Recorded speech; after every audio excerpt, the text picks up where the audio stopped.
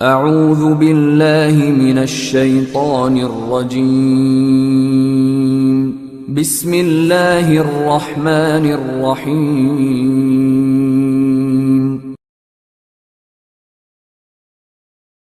بسم اللہ الرحمن الرحیم۔ معزز دوستو، السلام علیکم۔ آپ دیکھ رہے ہیں چودھری علی ٹیک یوٹیوب چینل۔ آج ہم مشہور مسلمان فاتح سلطان محمود غزنوی کے جہاد اور جاسوسوں کے واقعاتی اور جذباتی داستان آپ کو سنانے جا رہے ہیں۔ اس داستان کے مصنف عنایت اللہ ہیں اور علم و عرفان پبلشرز نے اسے اشاعت کی۔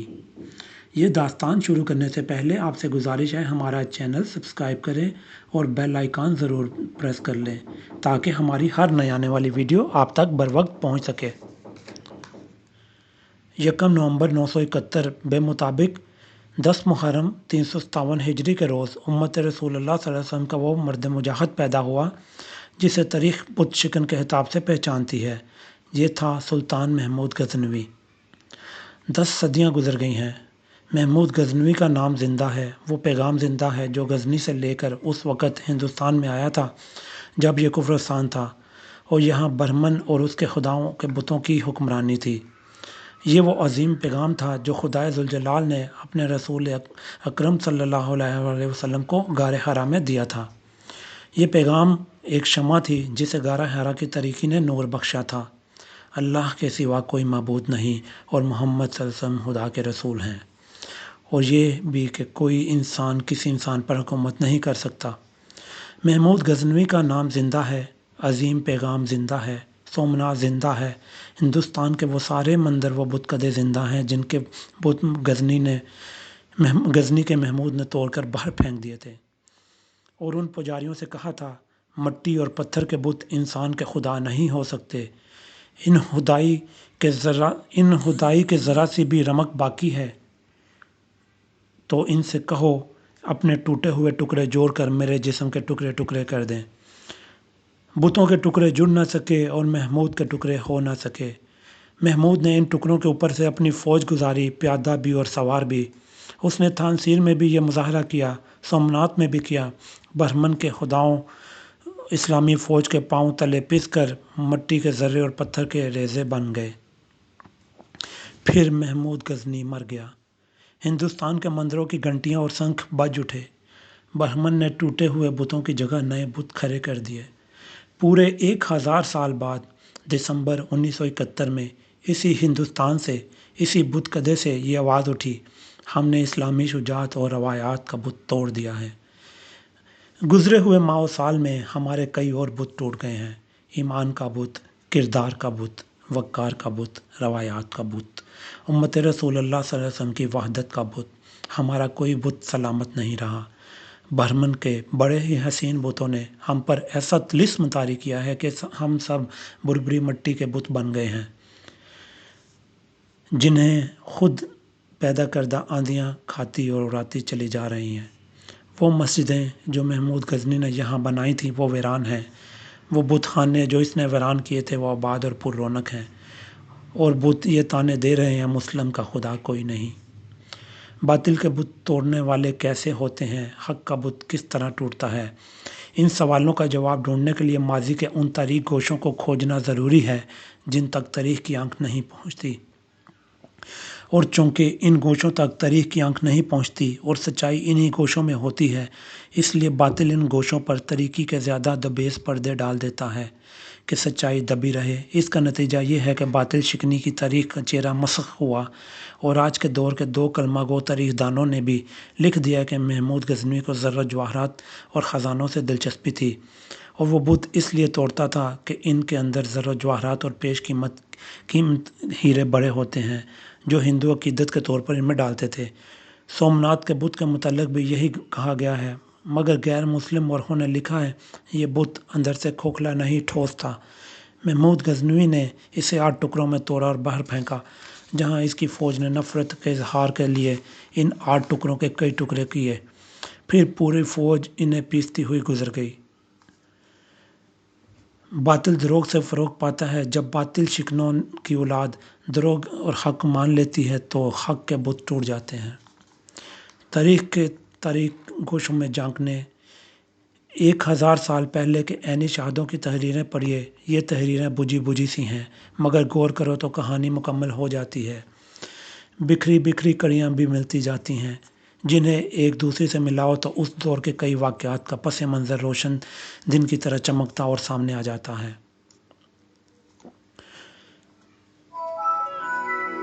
940 عیسوی سے 2-4 سال پہلے یا 2-4 سال بعد کا واقعہ ہے۔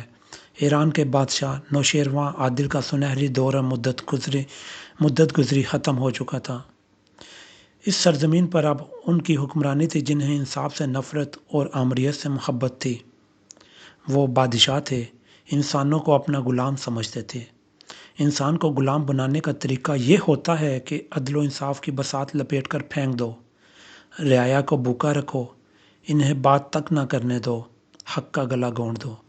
انصاف اس سے کرو جو بادشاہ کے گیت گائے، خوش آمدیوں کا ٹولہ پیدا کرو، مشیر اور وزیر اسی ٹولے سے منتخب کرو۔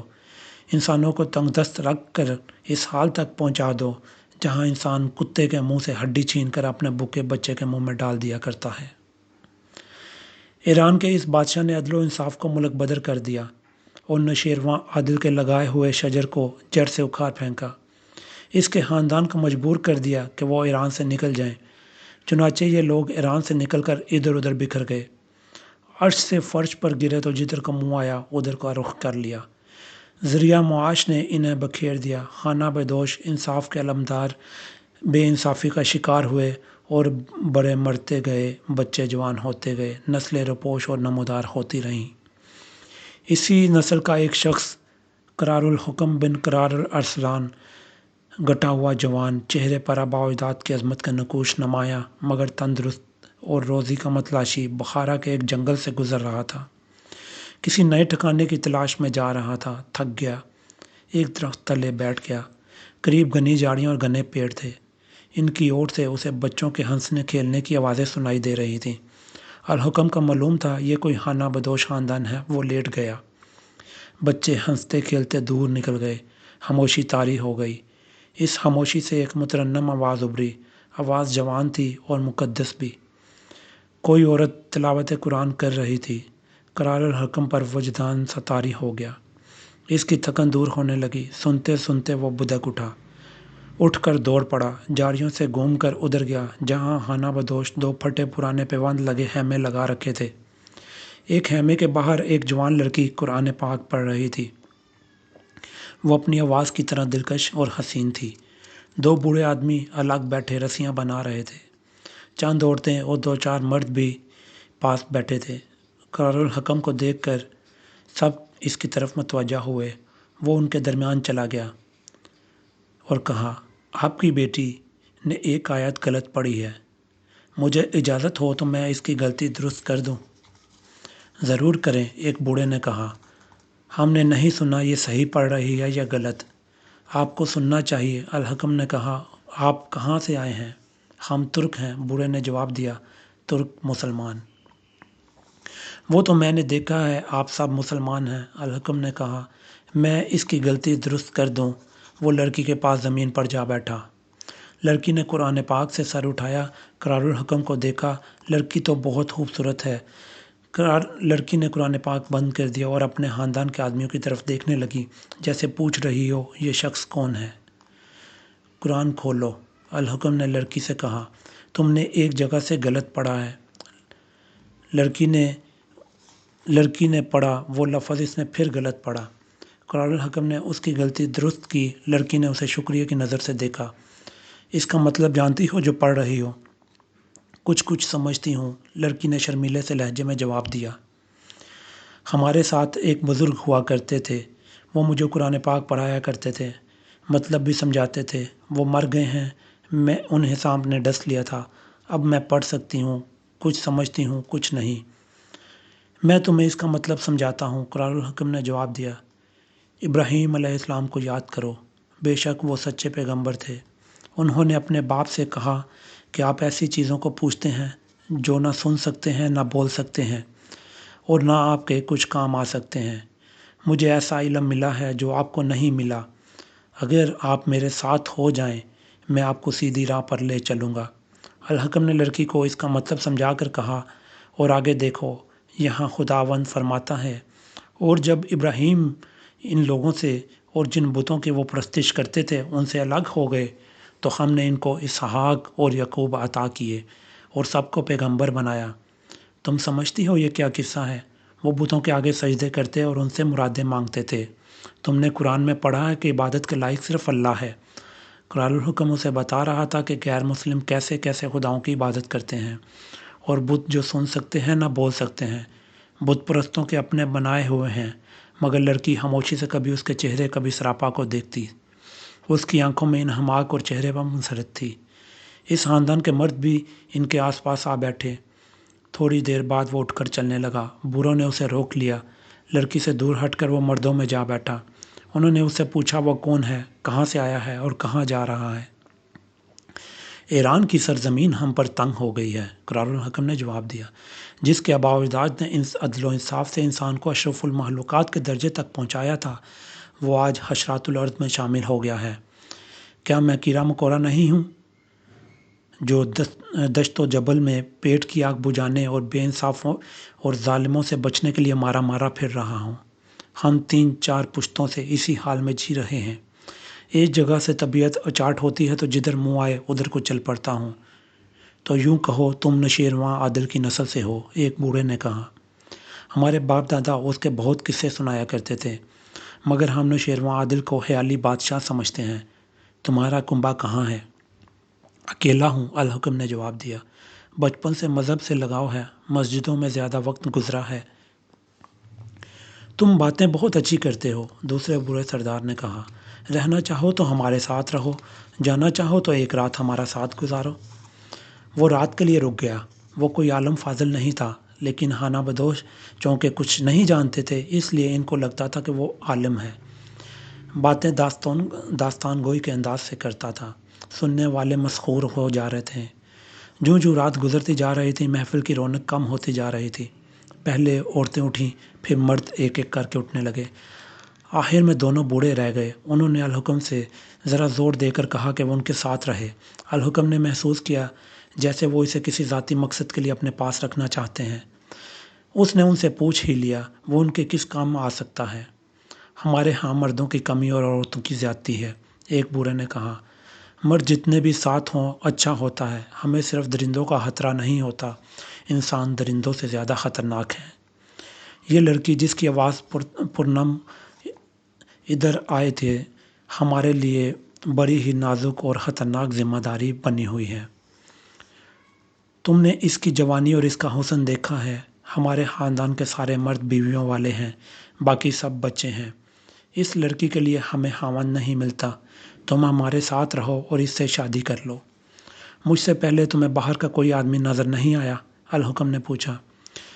مجھ جیسے کسی اور کو لڑکی کیوں نہ دے دی؟ باہر کا میں پہلا آدمی ہی یہاں آیا ہوں کیا؟ آتے رہتے ہیں، بوڑھے نے جواب دیا، مگر وہ خریدار تھے، ایک سے بڑھ کر دوسرے سے بڑھ کر بولیاں دے گئے۔ ہم نے ایک بار قیمت لے کر لڑکی دینے کا فیصلہ کر لیا تھا، مگر لڑکی نہیں مانی۔ اس نے خودکشی کی دھمکی دی تو ہم چپ ہو گئے۔ اس دور میں امیر کبیر لوگ لڑکیاں خریدا کرتے تھے۔ ایرانی اور ترک خانہ بدوشوں کی لڑکیاں زیادہ خوبصورت ہوتی تھیں، اس لیے گاہک خانہ بدوشوں کی تلاش میں رہتے تھے۔ لڑکیاں فروخت ہونے کو معیوب نہیں سمجھتی تھیں، کیونکہ یہ رواج تھا۔ خریدار انہیں باقاعدہ منڈی میں بیچتے تھے۔ غلاموں کی بھی منڈی لگا کرتی تھی۔ لڑکیوں اور غلاموں کے سوداگر عام طور پر ڈاکو ہوا کرتے تھے، جو قافلوں پر حملہ کر کے مردوں اور عورتوں کو پکڑ لاتے تھے۔ خوبصورت لڑکیاں امیروں اور بادشاہوں کے امراء و وزراء کے گھروں اور خرموں کے لیے یا خرموں کی ملازمت کے لیے یا مہمانوں کے لیے رکھی جاتی تھیں۔ قحبہ خانوں والے بھی ان کے خریدار ہوتے تھے۔ کبھی نہیں سنا خانہ بدوشوں کی کسی لڑکی نے بکنے سے انکار کیا ہو، الحکم نے کہا۔ آپ نے اس کی بات کیوں نہ مانی؟ آپ نے اس کی بات کیوں مانی؟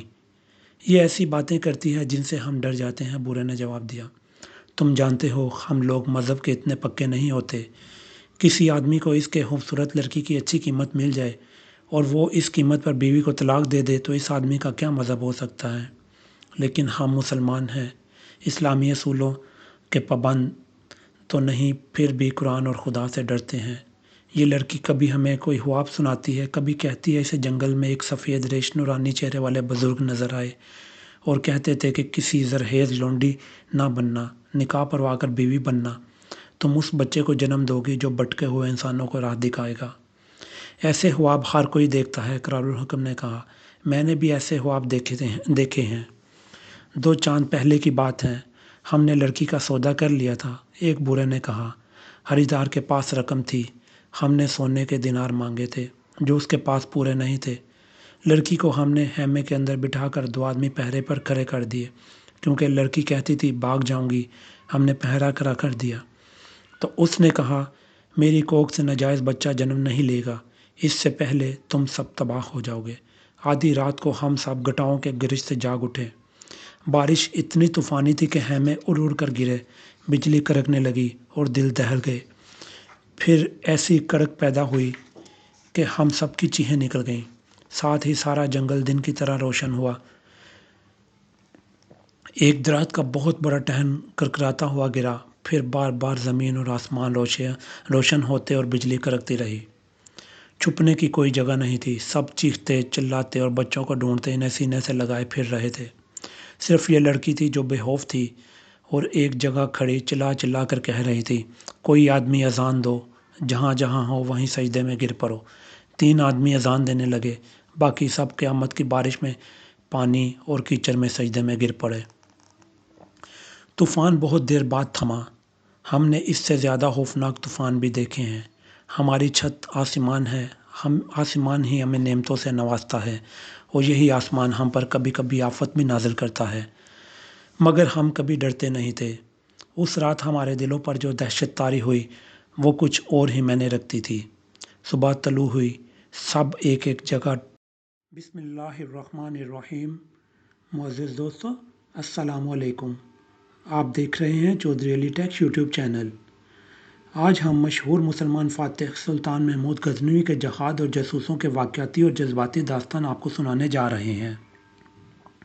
اس داستان کے مصنف عنایت اللہ ہیں اور علم و عرفان پبلشرز نے اسے اشاعت کی۔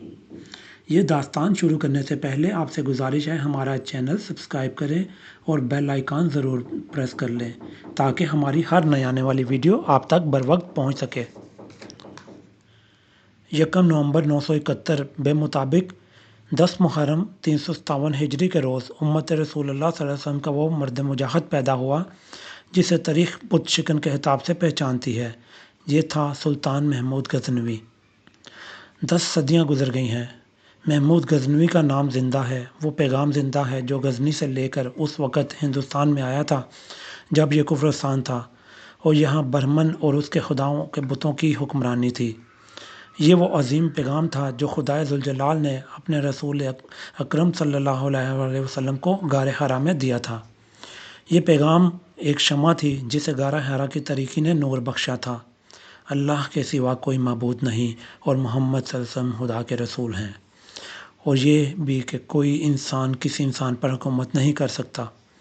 محمود غزنوی کا نام زندہ ہے، عظیم پیغام زندہ ہے، سومنات زندہ ہے، ہندوستان کے وہ سارے مندر و بت کدے زندہ ہیں جن کے بت غزنی کے محمود نے توڑ کر باہر پھینک دیے تھے، اور ان پجاریوں سے کہا تھا مٹی اور پتھر کے بت انسان کے خدا نہیں ہو سکتے۔ ان خدائی کے ذرا سی بھی رمق باقی ہے تو ان سے کہو اپنے ٹوٹے ہوئے ٹکڑے جوڑ کر میرے جسم کے ٹکڑے ٹکڑے کر دیں۔ بتوں کے ٹکڑے جڑ نہ سکے اور محمود کے ٹکڑے ہو نہ سکے۔ محمود نے ان ٹکڑوں کے اوپر سے اپنی فوج گزاری، پیادہ بھی اور سوار بھی۔ اس نے تھانسیر میں بھی یہ مظاہرہ کیا، سومنات میں بھی کیا۔ برہمن کے خداؤں اسلامی فوج کے پاؤں تلے پس کر مٹی کے ذرے اور پتھر کے ریزے بن گئے۔ پھر محمود غزنی مر گیا۔ ہندوستان کے مندروں کی گھنٹیاں اور شنکھ بج اٹھے۔ برہمن نے ٹوٹے ہوئے بتوں کی جگہ نئے بت کھڑے کر دیے۔ پورے 1000 سال بعد دسمبر 1971 میں اسی ہندوستان سے، اسی بت کدے سے یہ آواز اٹھی، ہم نے اسلامی شجاعت اور روایات کا بت توڑ دیا ہے۔ گزرے ہوئے ماہ و سال میں ہمارے کئی اور بت ٹوٹ گئے ہیں، ایمان کا بت، کردار کا بت، وقار کا بت، روایات کا بت، امت رسول اللہ صلی اللہ علیہ وسلم کی وحدت کا بت، ہمارا کوئی بت سلامت نہیں رہا۔ برہمن کے بڑے ہی حسین بتوں نے ہم پر ایسا طلسم طاری کیا ہے کہ ہم سب بربری مٹی کے بت بن گئے ہیں، جنہیں خود پیدا کردہ آندیاں کھاتی اور اڑاتی چلی جا رہی ہیں۔ وہ مسجدیں جو محمود غزنی نے یہاں بنائی تھیں وہ ویران ہیں، وہ بت خانے جو اس نے ویران کیے تھے وہ آباد اور پر رونق ہیں، اور بت یہ تانے دے رہے ہیں مسلم کا خدا کوئی نہیں۔ باطل کے بت توڑنے والے کیسے ہوتے ہیں، حق کا بت کس طرح ٹوٹتا ہے؟ ان سوالوں کا جواب ڈھونڈنے کے لیے ماضی کے ان تاریک گوشوں کو کھوجنا ضروری ہے جن تک تاریخ کی آنکھ نہیں پہنچتی، اور چونکہ ان گوشوں تک تاریخ کی آنکھ نہیں پہنچتی اور سچائی انہی گوشوں میں ہوتی ہے، اس لیے باطل ان گوشوں پر تاریکی کے زیادہ دبیز پردے ڈال دیتا ہے کہ سچائی دبی رہے۔ اس کا نتیجہ یہ ہے کہ باطل شکنی کی تاریخ کا چہرہ مسخ ہوا، اور آج کے دور کے دو کلمہ گو تاریخ دانوں نے بھی لکھ دیا کہ محمود غزنوی کو زرت جواہرات اور خزانوں سے دلچسپی تھی، اور وہ بت اس لیے توڑتا تھا کہ ان کے اندر زرت جواہرات اور پیش قیمت ہیرے بڑے ہوتے ہیں جو ہندو عقیدت کے طور پر ان میں ڈالتے تھے۔ سومناتھ کے بت کے متعلق بھی یہی کہا گیا ہے، مگر غیر مسلم مورخوں نے لکھا ہے یہ بت اندر سے کھوکھلا نہیں ٹھوس تھا۔ محمود غزنوی نے اسے 8 ٹکڑوں میں توڑا اور باہر پھینکا، جہاں اس کی فوج نے نفرت کے اظہار کے لیے ان 8 ٹکڑوں کے کئی ٹکڑے کیے، پھر پوری فوج انہیں پیستی ہوئی گزر گئی۔ باطل دروغ سے فروغ پاتا ہے۔ جب باطل شکنوں کی اولاد دروغ اور حق مان لیتی ہے تو حق کے بت ٹوٹ جاتے ہیں۔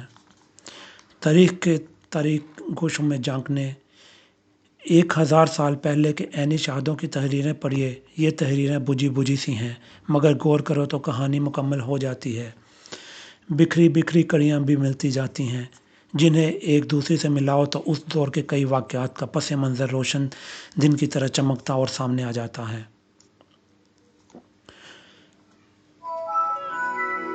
940 عیسوی سے 2-4 سال پہلے یا 2-4 سال بعد کا واقعہ ہے۔ ایران کے بادشاہ نوشیروان عادل کا سنہری دور اور مدت گزری ختم ہو چکا تھا۔ اس سرزمین پر اب ان کی حکمرانی تھی جنہیں انصاف سے نفرت اور آمریت سے محبت تھی۔ وہ بادشاہ تھے، انسانوں کو اپنا غلام سمجھتے تھے۔ انسان کو غلام بنانے کا طریقہ یہ ہوتا ہے کہ عدل و انصاف کی بساط لپیٹ کر پھینک دو، رعایا کو بھوکا رکھو، انہیں بات تک نہ کرنے دو، حق کا گلا گھونٹ دو۔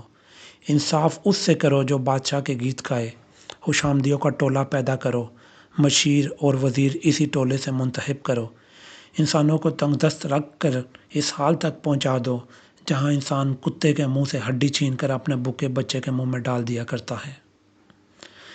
ایران کے اس بادشاہ نے عدل و انصاف کو ملک بدر کر دیا اور نوشیروان عادل کے لگائے ہوئے شجر کو جڑ سے اکھاڑ پھینکا۔ اس کے خاندان کو مجبور کر دیا کہ وہ ایران سے نکل جائیں، چنانچہ یہ لوگ ایران سے نکل کر ادھر ادھر بکھر گئے، عرش سے فرش پر گرے تو جدھر کو منہ آیا ادھر کا رخ کر لیا۔ ذریعہ معاش نے انہیں بکھیر دیا، خانہ بدوش انصاف کے علمدار بے انصافی کا شکار ہوئے، اور بڑے مرتے گئے، بچے جوان ہوتے گئے، نسلیں روپوش اور نمودار ہوتی رہیں۔ اسی نسل کا ایک شخص قرار الحکم بن قرار ارسلان، گٹا ہوا جوان، چہرے پر آباء و اجداد کی عظمت کے نقوش نمایاں مگر تندرست اور روزی کا متلاشی، بخارا کے ایک جنگل سے گزر رہا تھا۔ کسی نئے ٹھکانے کی تلاش میں جا رہا تھا، تھک گیا، ایک درخت تلے بیٹھ گیا۔ قریب گھنی جھاڑیاں اور گھنے پیڑ تھے، ان کی اوٹ سے اسے بچوں کے ہنسنے کھیلنے کی آوازیں سنائی دے رہی تھیں۔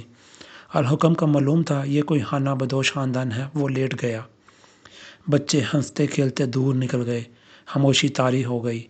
اس خاموشی سے ایک مترنم آواز ابھری، آواز جوان تھی اور مقدس بھی۔ کوئی عورت تلاوت قرآن کر رہی تھی۔ قرار الحکم پر وجدان سا طاری ہو گیا، اس کی تھکن دور ہونے لگی۔ سنتے سنتے وہ بدک اٹھ کر دوڑ پڑا، جھاڑیوں سے گھوم کر ادھر گیا جہاں خانہ بدوش 2 پھٹے پرانے پیوند لگے خیمے لگا رکھے تھے۔ ایک خیمے کے باہر ایک جوان لڑکی قرآن پاک پڑھ رہی تھی، وہ اپنی آواز کی طرح دلکش اور حسین تھی۔ 2 بوڑھے آدمی الگ بیٹھے رسیاں بنا رہے تھے، چند عورتیں اور 2-4 مرد بھی پاس بیٹھے تھے۔ قرار الحکم کو دیکھ کر سب اس کی طرف متوجہ ہوئے۔ وہ ان کے درمیان چلا گیا اور کہا، آپ کی بیٹی نے ایک آیت غلط پڑھی ہے، مجھے اجازت ہو تو میں اس کی غلطی درست کر دوں؟ ضرور کریں، ایک بوڑھے نے کہا۔ ہم نے نہیں سنا یہ صحیح پڑھ رہی ہے یا غلط، آپ کو سننا چاہیے۔